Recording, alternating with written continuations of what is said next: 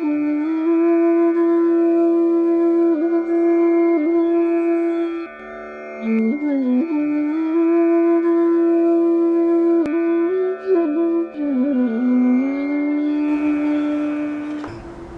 अच्छा यही है कि हर समय ईश्वर का चिंतन करते रहें।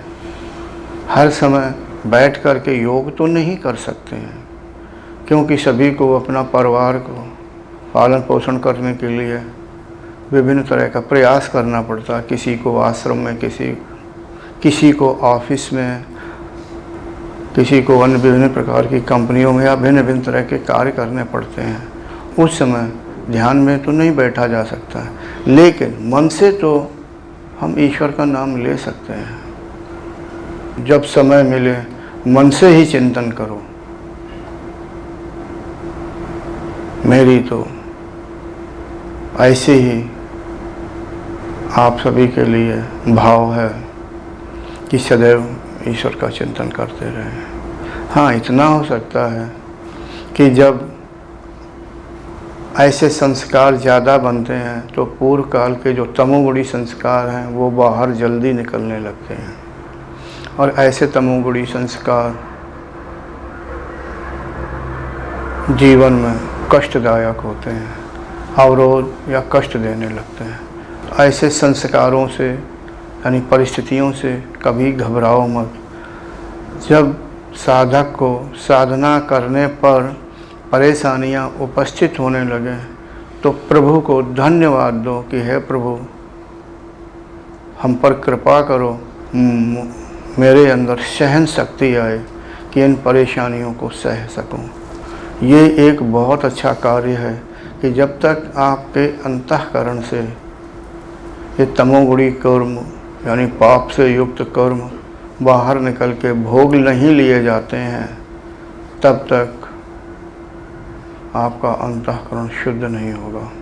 इसलिए पुण्य से युक्त इतने कर्म करो कि जब उनके कर्माशय अंदर जाएं तो पाप से युक्त जो कर्म आपके अंतःकरण में भरे हुए हैं वो बाहर निकलने लगें।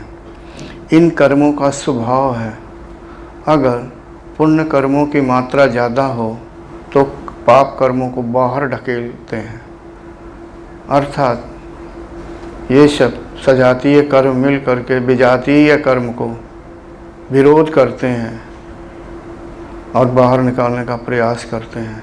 उस समय अभ्यासी को किसी न किसी प्रकार का समाज में कष्ट, अपमान या अन्य विशेष प्रकार की कुछ अन्य प्रकार की परेशानियां भोगनी पड़ती हैं। ये साधक के लिए बहुत अच्छी बात है। जिस प्रकार से गंदे कपड़े को साफ करने के लिए जब आप अगर देखें तो गंदगी निकालने के लिए हाथों में भी गंदगी लग जाती है। किसी मैले कपड़े को अगर साफ़ करेंगे तो गौर करो आपके हाथों में भी मैल लग जाएगा, लेकिन कुछ समय बाद कपड़ा भी स्वच्छ हो जाता है और हाथ भी स्वच्छ कर लिया जाता है। तो उस मैल को नष्ट करने के लिए कुछ मत सोचो। इसी प्रकार ये जो अधर्म से युक्त यानी तमोगुणी कर्म होते हैं, जब ये बाहर निकलें तो ईश्वर को ज़रूर धन्यवाद दो, और इसमें तो कष्ट आपको सहना ही होगा किसी न किसी प्रकार को, और कष्ट नहीं हुआ तो असफलताएं भी प्राप्त होने लगती हैं।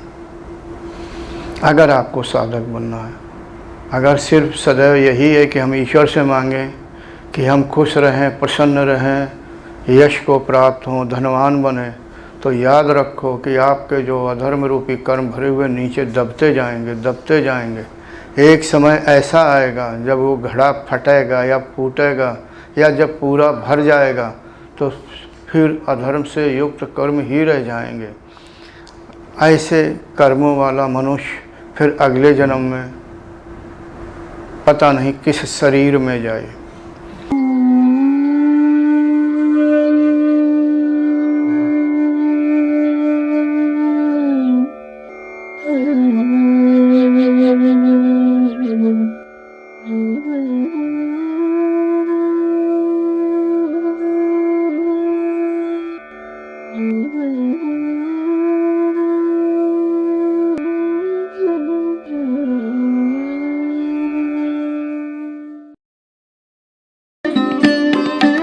Thanks for watching. Remember to like, comment and subscribe.